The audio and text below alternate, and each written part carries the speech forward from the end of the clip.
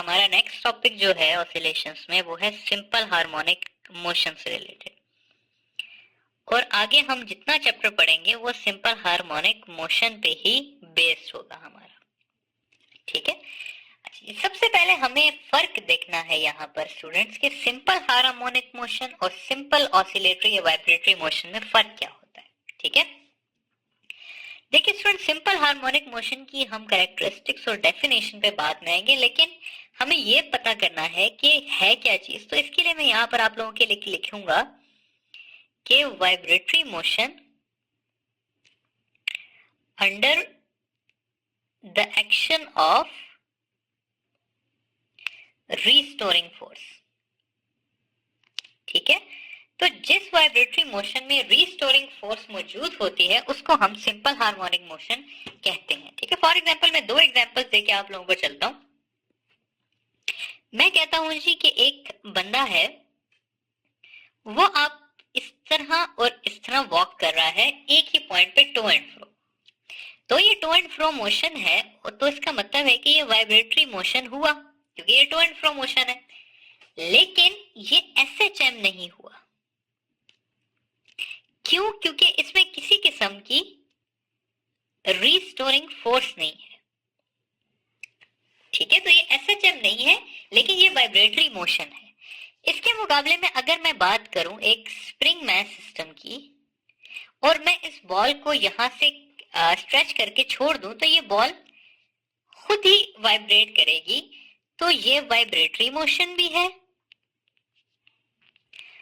और ये एसएचएम भी है। और ये एसएचएम क्यों है? क्योंकि इसके अंदर रिस्टोरिंग फोर्स मौजूद है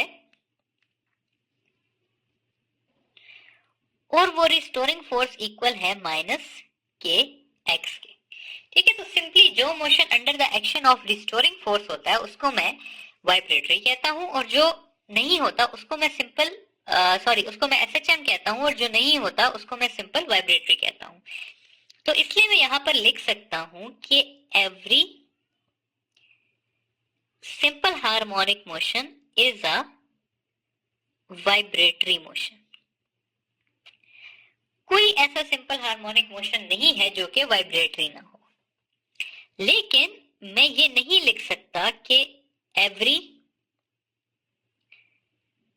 vibratory motion is simple harmonic motion, क्योंकि हर वाइब्रेटरी मोशन सिंपल हार्मोनिक नहीं होता, जैसा कि हमने इस एग्जांपल में देख लिया। अच्छा जी, आगे हम देख लेते हैं जरा से कैरेक्टरिस्टिक्स जो है वो काफी इंपॉर्टेंट है। Characteristics of simple harmonic motion को थोड़ा सा स्टडी कर लेते हैं।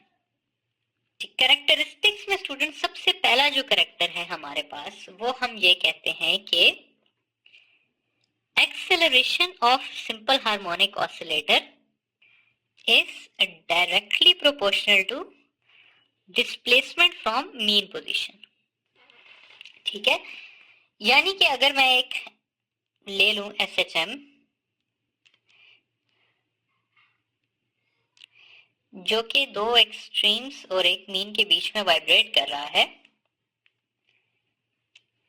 तो जितना ये दूर जाएगा उतनी इसकी डिस्प्लेसमेंट ज्यादा होगी और उतनी ही इसकी एक्सेलरेशन ज्यादा होगी। यही वजह है स्टूडेंट्स कि हम कहते हैं कि एक्सट्रीम पे एक्सेलरेशन मैक्सिमम होती है और मीन पे एक्सेलरेशन जीरो होती है, जबकि एक्सट्रीम पे वेलोसिटी जीरो होती है और मीन पे वेलोसिटी मैक्सिमम होती है, ठीक है। तो जितना हम मीन पोजीशन से दूर जाएंगे acceleration of simple harmonic oscillator ज्यादा होगी। इसका सेकंड जो कैरेक्टरिस्टिक है हमारे पास वो ये है कि acceleration is directed towards mean position. अब इसका क्या मतलब है? इसका मतलब ये देखिए स्टूडेंट्स, अब हम देखते हैं इसका मोशन। एक कंप्लीट वाइब्रेशन में इसका हम जरा मोशन चेक कर लेते हैं। मैं कहता हूं यहां पर कि SHM जो है यहाँ से एक्सट्रीम से मीन की तरफ जा रहा है, फिर मीन से एक्सट्रीम की तरफ जा रहा है, और मैं देखता हूं कि इसका डायरेक्शन किस तरफ है। सबसे पहले बात करते हैं इसकी डिस्प्लेसमेंट की। तो डिस्प्लेसमेंट जिस तरफ बॉडी जा रही होती है उस तरफ होती है, तो डिस्प्लेसमेंट इसमें भी इस तरफ है और इसमें भी इस तरफ है। सेकंड चीज मैं बात कर लेता हूं वेलोसिटी की। तो वेलोसिटी भी हमेशा डिस्प्लेसमेंट के डायरेक्शन में होती है, तो वेलोसिटी भी इसकी इसी तरफ डायरेक्टेड है। फाइनली अगर हम बात कर लें एक्सेलरेशन की, तो एक्सेलरेशन अगर वेलोसिटी इंक्रीज कर रही हो तो सेम डायरेक्शन में होती है, तो यहां एक्सट्रीम से मीन जाते वक्त वेलोसिटी ज्यादा होती है। तो वेलोसिटी ज्यादा होगी तो एक्सेलरेशन और वेलोसिटी दोनों सेम डायरेक्शन में होंगे। जबकि मीन से एक्सट्रीम जाते वक्त वेलोसिटी कम होती है, तो अगर वेलोसिटी कम हो रही है तो एक्सेलरेशन और वेलोसिटी एक दूसरे के ऑपोजिट होंगे। अब अगर आप यहां पर देखें स्टूडेंट्स, तो ये एक्सेलरेशन भी मीन की तरफ डायरेक्टेड है और ये एक्सेलरेशन भी मीन की तरफ डायरेक्टेड है। तो इसलिए हम कहते हैं कि एक्सेलरेशन हमेशा मीन की तरफ डायरेक्टेड होती है, और इसको हम लिखते इस तरह से हैं कि हम डिस्प्लेसमेंट के साथ माइनस का साइन लगा देते हैं।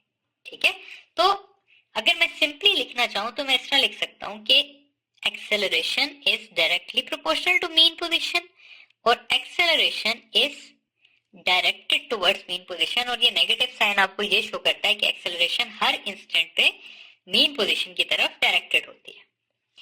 अब आगे हम थोड़ी सी एग्जांपल्स की बात कर लेते हैं। तो हमारे पास किताब में 3 एग्जांपल्स दी हुई हैं जिनको हमने डिटेल से करना है। ठीक है, 3 एग्जांपल्स में सबसे पहली एग्जांपल है हमारे पास